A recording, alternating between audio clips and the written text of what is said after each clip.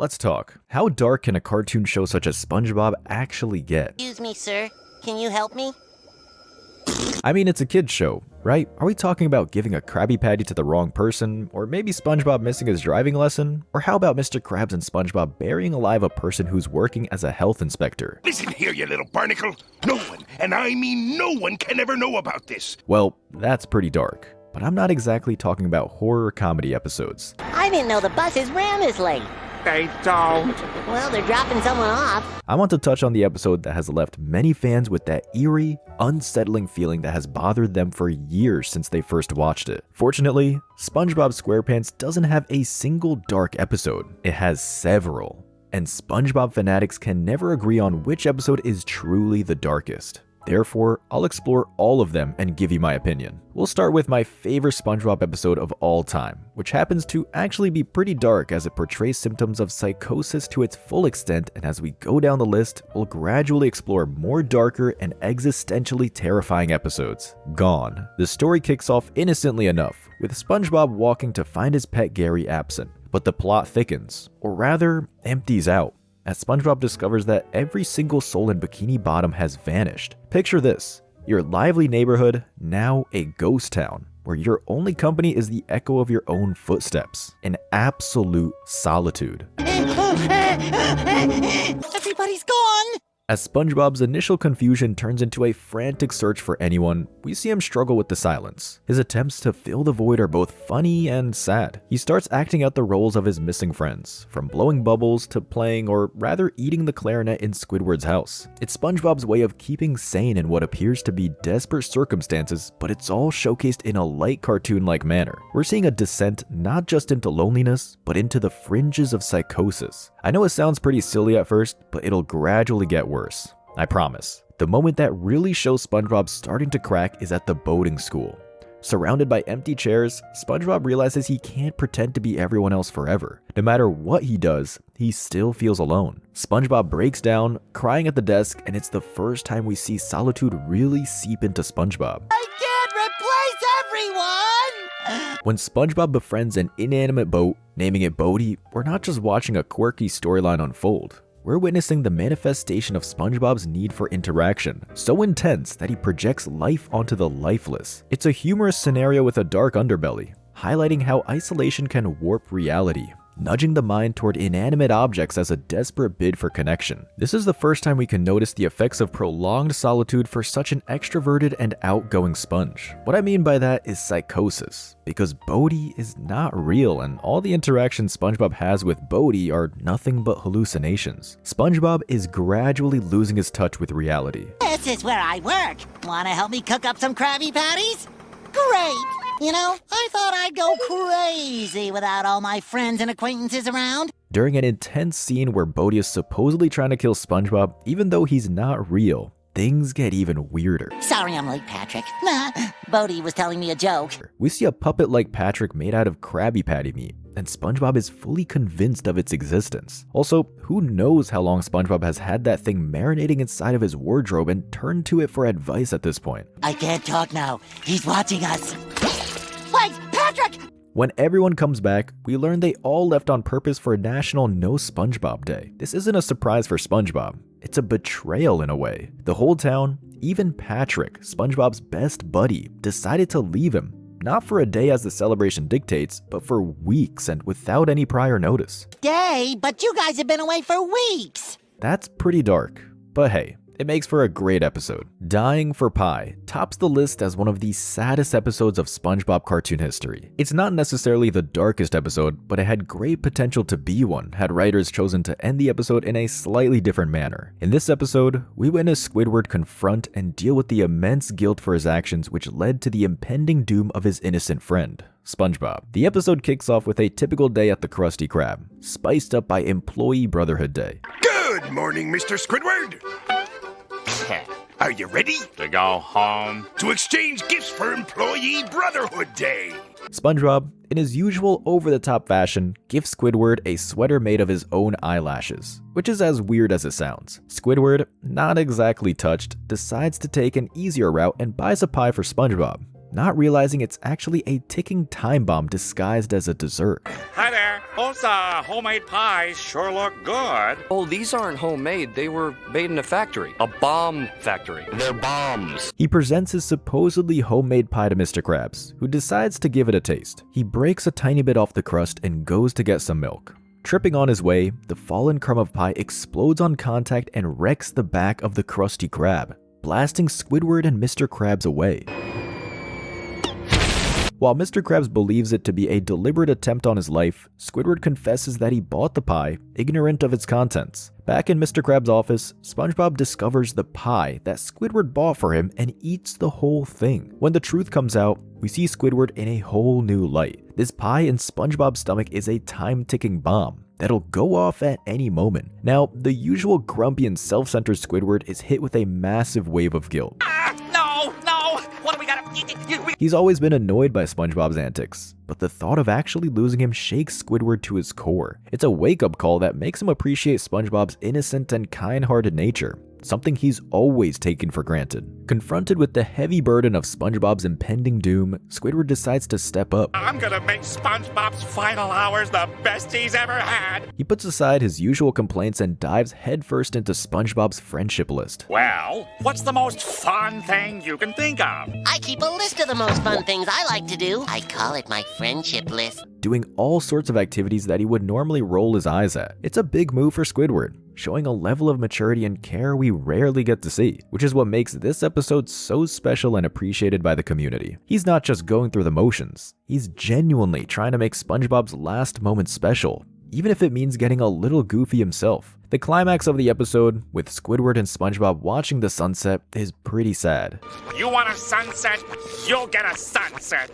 You know, if I were to die right now due to the carelessness of a friend, well, that'd just be okay. SpongeBob's oblivious comments about dying in an explosion meant to be lighthearted hit Squidward like a ton of bricks. You can feel Squidward's heart sinking as he tries to keep it together whilst keeping the mood positive. It's a tough spot to find yourself in. At least I was able to make his last few hours meaningful. The episode, of course, ends in a positive light, with SpongeBob pulling the cake out of his pocket and telling Squidward he wants to share it together. You see, when the cake initially disappeared, writers just wanted to imply that SpongeBob ate it, but in fact he didn't. But now, when Squidward realizes SpongeBob was never supposed to explode in the first place, he gets infuriated, and that's the end of the episode. I spent the whole day with you doing all kinds of ridiculous things. Dying for Pie is one of those episodes that sticks with you because it's not just about laughs. It's about the unexpected depth of Squidward's character. It shows that beneath all the complaining and sarcasm, there's a real heart. But imagine if writers would have ended the episode with SpongeBob actually exploding and meeting his end. We certainly wouldn't be seeing this episode on any television. That's for sure. Squidville is an episode that confronts the idea of utopia and focuses primarily on Squidward and his search for happiness. It's a pretty severe episode, covering loss of oneself and unfulfilling existence, hence why I feel like it's a deserved spot for being one of the deeper and darker episodes. Of course, like most other ones, it is another joyful day in Bikini Bottom, and we see SpongeBob and Patrick in their regular chaotic form. They both found reef blowers in their mails, and they began to give shape to their mischievous ideas. After playing around for a bit, we hear Squidward say, Fun? How could playing with one of those hair dryers possibly be fun? In their playful behavior, they take away the features from Squidward's house one by one, reducing it to just a stone. Squidward, now frustrated with their shenanigans, reaches a breaking point, leading him to want to leave as far away from SpongeBob and Patrick as possible. It is then that he discovers Tentacle Acres, a gated community exclusively for the likes of him. Believing that his yearning for a peaceful place away from his irritable neighbors has finally come to an end, he proceeds to move and live among the others like him, and to his surprise, everyone shared a similar set of likings, including his sense of humor. He breaks all ties from SpongeBob and Patrick. 304, Squidward speaking.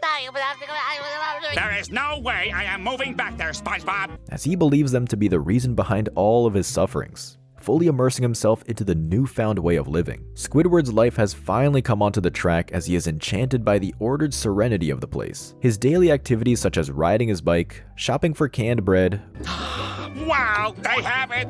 Canned bread! playing clarinet, and dancing with the community add to his experience of enjoying the predictability and tranquility of his new life. However, This experience of his soon transcends from being enjoyable to monotonous. He is taken over by a melancholic feeling as he continues to partake in the same activities every day. This is not a gloomy kind of feeling that you have on a dark night while gazing into the universe, contemplating your life's purpose. Rather, it traverses more into the territory of despair.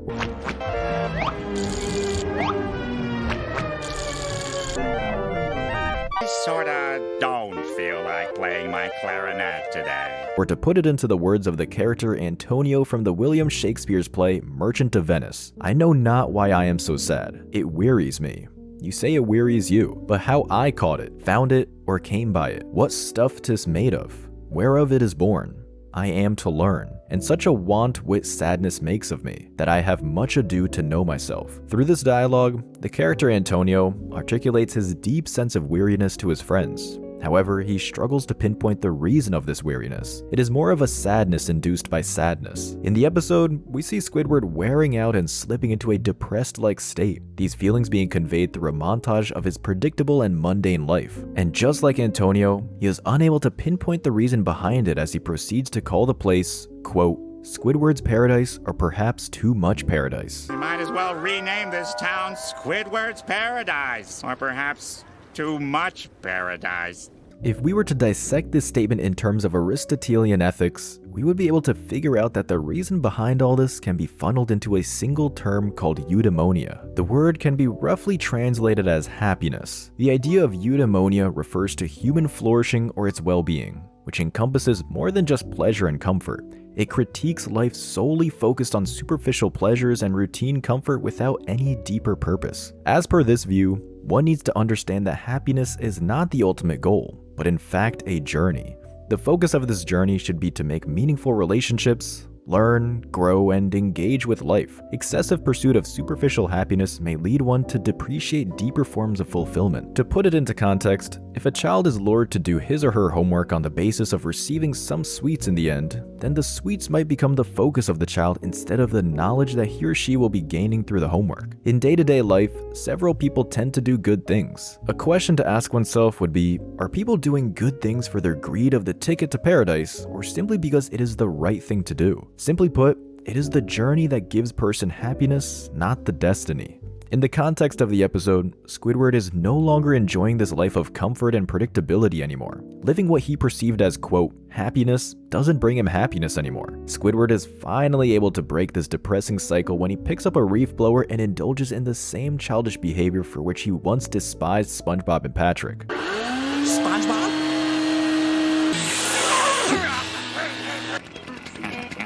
Running around the town, he induces chaos into the predictable life of the community.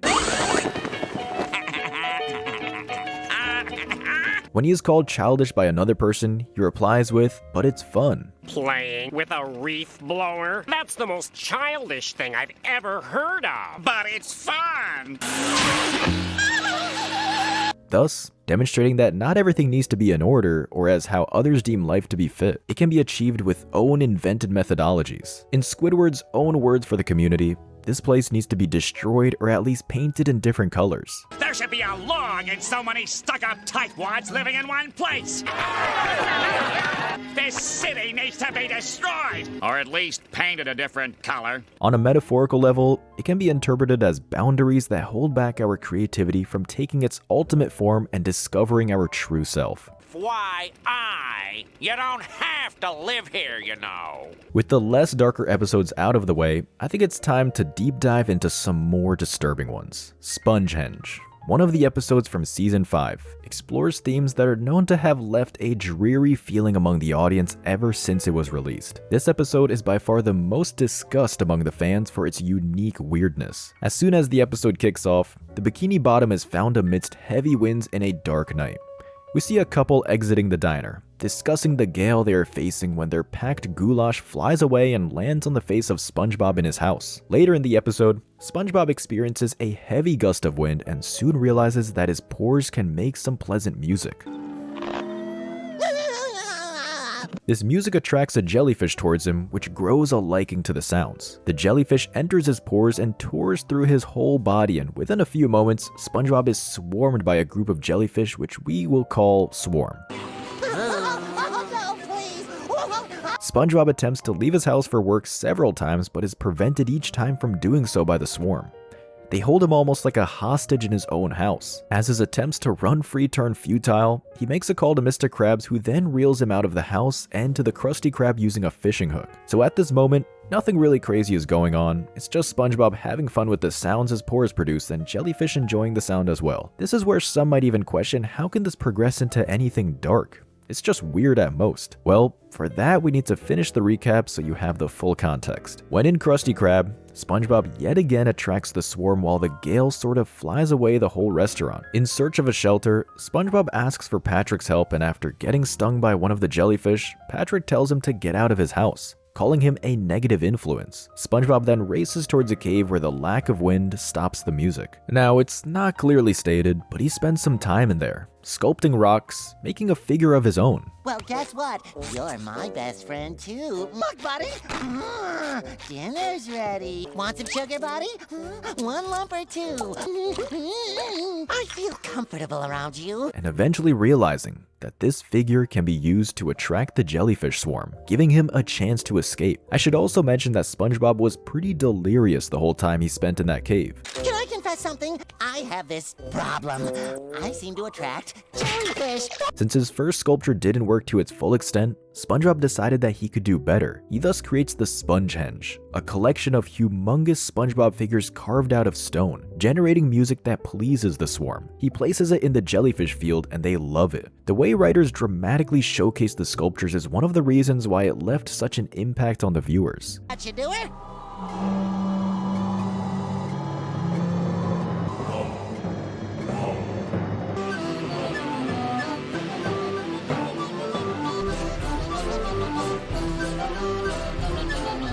The weird happy music and ominous sculptures being inanimate yet lifelike replicas of SpongeBob evoke an eerie feeling due to their resemblance to the familiar character, yet obvious lifelessness. This concept is related to the uncanny valley, a hypothesis in the field of human aesthetics which holds that when replicas look and act almost, but not perfectly, like actual human beings, it causes a response of revulsion among those observing. When SpongeBob returned to the Bikini Bottom, he only saw that everything he once loved is gone. Fast forward 3,000 years, and we see an alien species of jellyfish playing around the music created by the masterpiece that Spongehenge is, with no idea of who made it and how. So as you saw throughout the episode itself is actually not that creepy. There were no monsters or traumatizing scenes like Squidward losing his toenail. Move it till I say, ow! Okay, it's on my foot. No burying of a health inspector. There wasn't anything particularly dark in the episode itself. The showcase of sculptures was maybe eerie, but the darkness truly lies in the aftermath of how we remember the episode. If you watched this episode as a kid and recalled on it, all that popped into your head was not the happy jellyfish dancing or SpongeBob having fun, but a lifeless SpongeBob figure and the feeling of emptiness. That, alongside a lack of a clear, happy ending or a sad or thoughtful lesson, makes this one of the weirdest and darkest episodes. We can actually explore SpongeBob's lack of self-awareness while being in the cave on a deeper level. How did SpongeBob not realize that he was missing out on his whole life by sculpting those figures? In the 1927 book, Being in Time, the author introduces the concept of being toward death, underlining the importance of recognizing our mortality and comprehending human existence. The anticipation of death shapes how a being makes decisions and assigns significance to its life. In the episode, SpongeBob is engrossed in his actions to make the figure so much that he forgets how mortal and fragile everything around him is. I can go back to work now. The reality doesn't strike him until he sees all this through his own eyes, after escaping the cave when everything is gone. If he had maybe even an ounce of an idea about what may come in the future, then perhaps his decisions might have been different. And if we were to look through the lenses of the jellyfish, there was nothing better than the existence of Spongehenge, or perhaps SpongeBob himself. For by giving up his own life, he gave jellyfish something that they could cherish through generations. SB-129 is an underrated episode, and I feel like it deserves more attention than it gets. This episode explores Squidward's journey through time as he seeks solitude from SpongeBob. But unlike Squidville, the reality of the situation hits Squidward in a matter of a few seconds. The episode begins with a beautiful Sunday morning in Bikini Bottom. We see Squidward grabbing his clarinet and getting ready to play it and treat the Bikini Bottom with some real music. However, his attempt to do so is disrupted by the interference of the sound from SpongeBob's alarm clock. SpongeBob appears onto the doorsteps of a distraught Squidward, offering him to come jellyfishing with him and Patrick. Squidward, surprise surprise, declines. What a shocker. However, SpongeBob and Patrick never take no for an answer, so they frustrate Squidward to the brim of his capacity. Squidward thus secretly paves his way to the Krusty Krab, finding refuge in the freezer and losing trace of SpongeBob. Well, he's not here. I'll bet that eager beaver's already down at Jellyfish Field. After a while, he tries to open the door. The door handle malfunctions, trapping Squidward in there for 2,000 years. But just for a moment, let's imagine the sinking feeling one must feel getting trapped in a freezer of a closed restaurant where there's not a single soul present. Pretty scary if you ask me. This is when the episode goes into full gear, with its exploration of themes pertaining to existentialism. When a frozen Squidward is released from the freezer, little does he realize that a futuristic world awaits him. It doesn't sink into him until he witnesses morphed variants of SpongeBob and Patrick in a chrome-painted world outside. And here comes one of the most buzzworthy scenes of the series as Squidward lays on the ground while facing the ceiling in an awkward position and speaking in a subdued tone. Future. We can only wonder why the writers chose to do it the way they did, but I think they nailed the scene perfectly. I'd also be fidgeting on the ground going borderline insane if I knew I was stuck in a freezer for 2,000 years, leaving everyone I know 6 feet under. Fortunately for Squidward, he finds his way into the time machine to go to the past, but ends up meeting the Stone Age versions of SpongeBob and Patrick. Of course, getting annoyed with their shenanigans once again, Squidward, wanting some peace, teaches both of them how to build and use the nets in order to catch jellyfish. Big mistake. Finding solace at what resembles a gravestone, Squidward plays his clarinet hoping to not get interrupted by anyone. But to his distress, the music he's producing triggers the savage-like instincts of these primitive SpongeBob and Patrick, thus compelling them to go after Squidward. Once again, Squidward finds himself inside the time machine, and this time, he accidentally breaks the lever, which results in Squidward ending up in nowhere, a place having nothing in it, yet possessing infinite space within it. We'll call it the Void. It's a sort of place that Squidward longed for, until he didn't.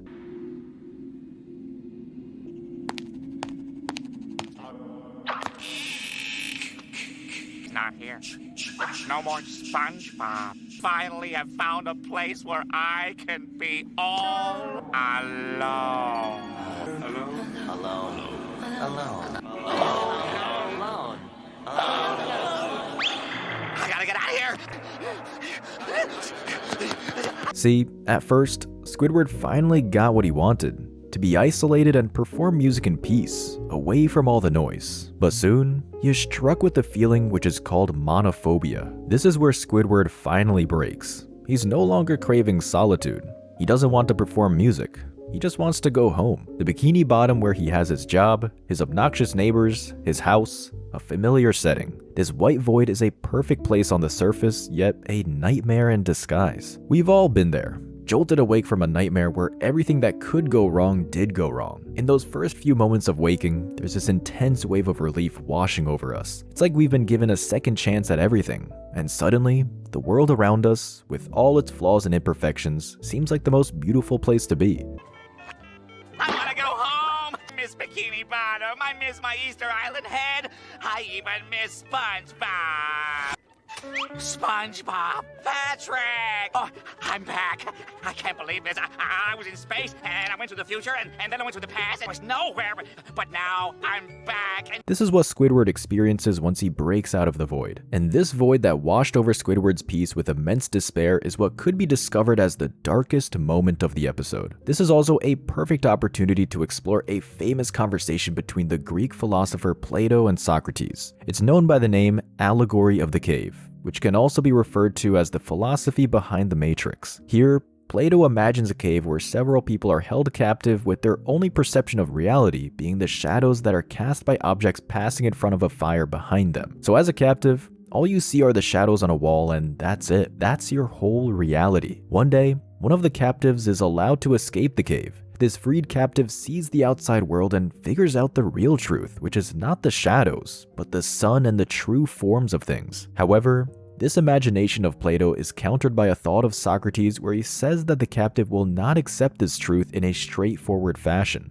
The first time the freed captive would see the outside, he would return to the cave as it'd be difficult to confront the truth and the sunlight would be too harsh for his eyes to adjust. It is not until he's dragged outside by someone and is forced to stay outside that he will be able to withstand it and accept the truth. In the context of the episode, there's a few ways we can interpret the allegory of the cave. Squidward's journey to the void can be seen as breaking free from the cave of his everyday annoyances and routines in Bikini Bottom. This void represents a stark departure from the shadows of his regular life, where his reality is defined by his annoyances with Spongebob and Patrick and his mundane existence. In the void, Squidward is forced to confront the vast emptiness and silence, a clear contrast to the shadows of his everyday life. This can be likened to the freed captive in Plato's allegory, who sees the sun for the first time and realizes the broader reality beyond the cave. For Squidward, the void represents a moment of existential realization, where he is faced with the vastness of reality beyond his small annoyances and preoccupations. Squidward fails to accept this other version of truth and returns from the void to his life in Bikini Bottom. He is back to the cave of his everyday existence, unable to convey the profound emptiness and silence he experienced in the void. Space, and I went to the future, and then I went to the past, and then I was nowhere. All he's left with is his experience outside his current reality and how it made him feel, which in the context of the episode is despair. Hence why he's so happy seeing Spongebob and Patrick. To be precise, when I say this other version of truth, I mean the world of Bikini Bottom and the world of White Void. But the question is not which version of the truth is real, but rather which one we accept to be real. In the end, Squidward reunites with Spongebob and Patrick in the exact timeline he wanted, and the episode ends on a happy note. One funny, yet existentially terrifying moment is when Squidward learns that he's the one who invented jellyfishing. Does this mean you wanna go jellyfishing? No!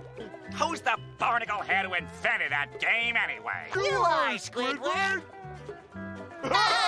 Which either means that the cave-like Spongebob and Patrick have been living for a really long time, or that Squidward altered the timeline and the current reality by going back to the past and teaching them jellyfishing. This is where writers threw us for a loop because, as you can see, it kind of leaves a loose end for a bunch of potential theories on how the whole SpongeBob world works. But it's a kids' cartoon show after all, so maybe let's not go there. And there you have it. Spongehenge and SB-129, in my opinion, are the two darkest episodes of the whole show. Spongehenge, creating a haunting atmosphere and SpongeBob unintentionally leaving behind a legacy that outlasts him, and SB-129, taking Squidward on a journey through time, where he learns that total solitude maybe isn't as great as he thought. Do you agree with the list? And also, which SpongeBob episodes would you include in the list and why? Leave in the comments below. Also, if you're keen on my content, I'm collecting donations in the form of subscriptions to keep me producing more videos. Any help is appreciated.